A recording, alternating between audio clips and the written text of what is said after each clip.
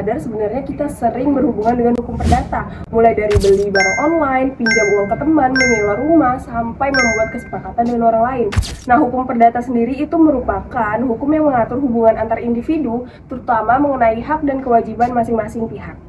Karena itu, hukum perdata sangat dekat dengan kehidupan masyarakat dan sering diterapkan dalam aktivitas sehari-hari.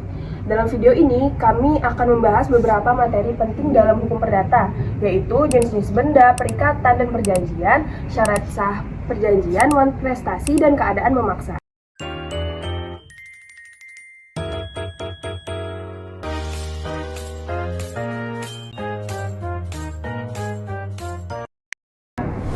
Dalam hukum perdata, benda adalah segala sesuatu yang dapat dimiliki dan memiliki nilai ekonomi.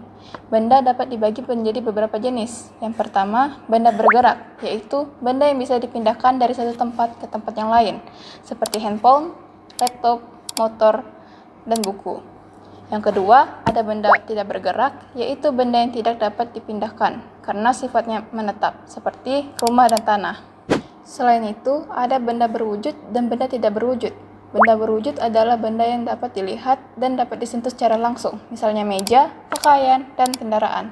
Sedangkan benda tidak berwujud adalah benda yang tidak memiliki bentuk fisik tetapi memiliki nilai dan diakui hukum, seperti hak cipta, saham, dan piutang. Penggolongan benda ini penting karena setiap benda memiliki pengaturan hukum yang berbeda. Di dalam hukum perdata terdapat istilah perikatan. Perikatan itu sendiri merupakan hubungan hukum di antara kedua belah pihak, di mana satu pihak memiliki hak dan pihak lainnya memiliki kewajiban untuk memenuhi suatu prestasi. Nah, prestasi itu sendiri dapat berupa memberikan sesuatu, melakukan sesuatu, dan tidak melakukan sesuatu. Nah, perikatan itu lahir karena adanya perjanjian atau karena adanya undang-undang. Nah, contohnya adalah ketika saya meminjam uang, saya memiliki kewajiban untuk memberikan uang tersebut sesuai dengan kesepakatan. Jadi, di dalam perikatan selalu ada hubungan hak dan kewajiban antara kedua belah pihak. Perjanjian adalah kesepakatan yang dibuat oleh dua orang atau lebih yang menimbulkan akibat hukum dalam kehidupan sehari-hari. Perjanjian sering dilakukan baik secara tertulis maupun lisan. Namun, agar perjanjian dianggap sah menurut hukum terdapat syarat-syarat yang harus dipenuhi. Menurut pasal 1320 KUH Perdata, terdapat 4 syarat sah perjanjian. Yang pertama adalah sepakat, artinya kedua pihak setuju tanpa adanya paksaan. Yang kedua adalah cakap, yaitu para pihak dianggap dapat menurut hukum untuk membuat perjanjian. Yang ketiga adalah objek tertentu, yaitu adanya hal yang menjanjikannya diperjanjikan secara jelas. Dan yang keempat adalah sebab yang halal, artinya isi perjanjian tidak boleh bertentangan dengan hukum.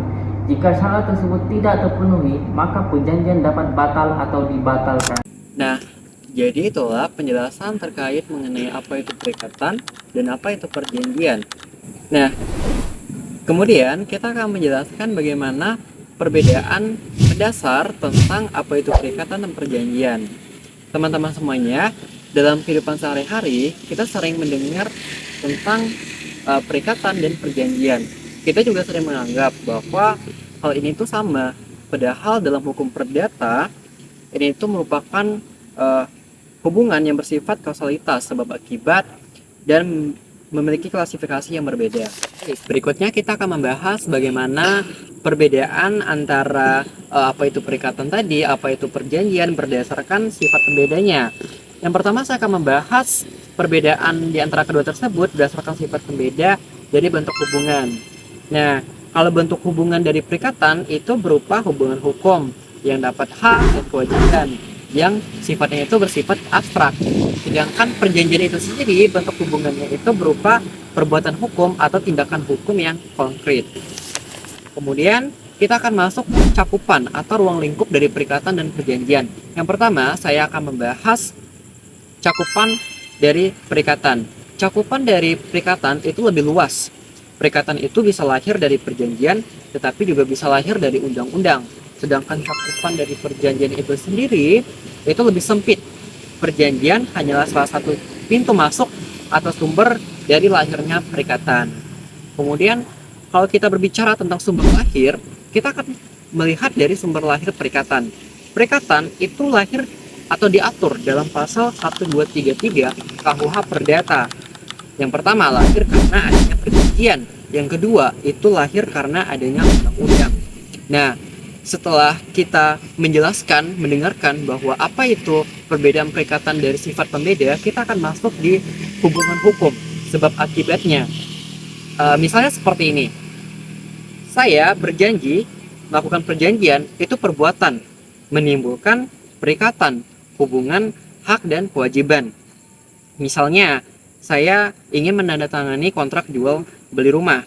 Pertama, tindakan saya dan penjual untuk menandatangani kontrak tersebut dinamakan perjanjian.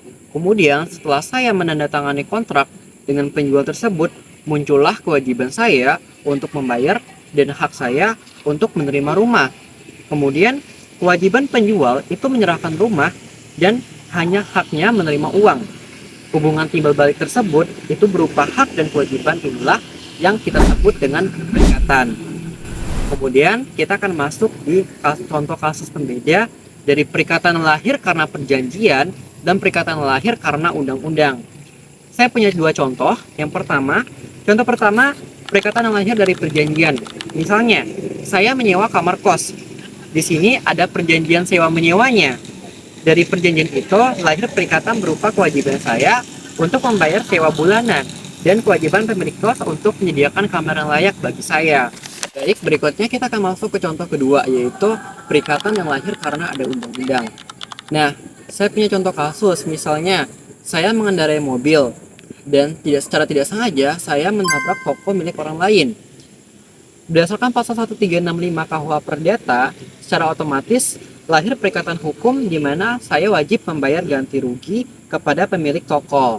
Nah, teman-teman harus memperhatikan bahwa di sini tidak pernah ada perjanjian antara saya dan pemilik toko. Tetapi perikatan, yaitu hubungan hak dan kewajiban tadi, itu tetap sah. Ada karena diperintahkan oleh undang-undang yang mengatur. Contohnya tadi pasal 1365 KUH Perdata. Dalam suatu perjanjian, tidak selalu semua pihak menjalankan kewajibannya dengan baik. Dalam hukum perdata, pelanggaran terhadap isi perjanjian disebut wan prestasi. Wan prestasi adalah keadaan ketika seseorang tidak memenuhi kewajibannya sesuai dengan isi perjanjian. Wan prestasi dapat berupa tidak melakukan kewajiban sama sekali, terlambat melaksanakan atau melaksanakan tetapi tidak sesuai kesepakatan. Contohnya seperti seseorang yang tidak membayar hutang tepat waktu atau penjual yang tidak mengirim barang sesuai perjanjian. Akibat wan prestasi, pihak yang dirugikan dapat meminta ganti rugi atau menuntut pemenuhan kewajiban kepada pihak yang melakukan pelanggaran. Selain wan prestasi, dalam hukum perdata juga ada dikenal dengan istilah keadaan memaksa atau force majeure.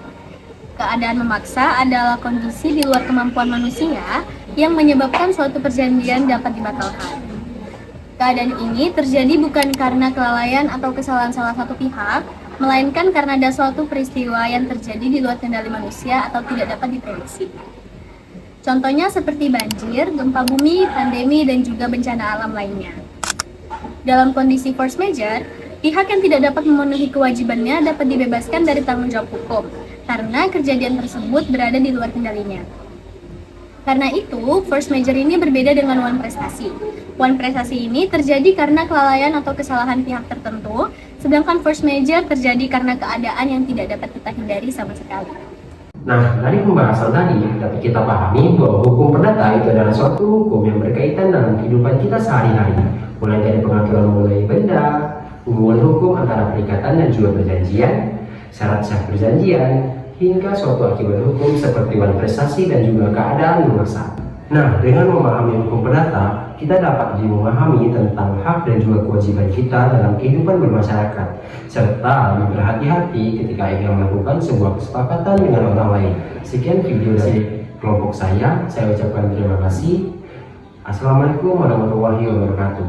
Shalom, Om Swastiastu, Namo Buddhaya, dan salam kebajikan. Salam hormat bagi kita semua. Adidi Kak Alino, Basuramin Kak Suraga, Basengat Kak Jubata. Arus, arus, arus.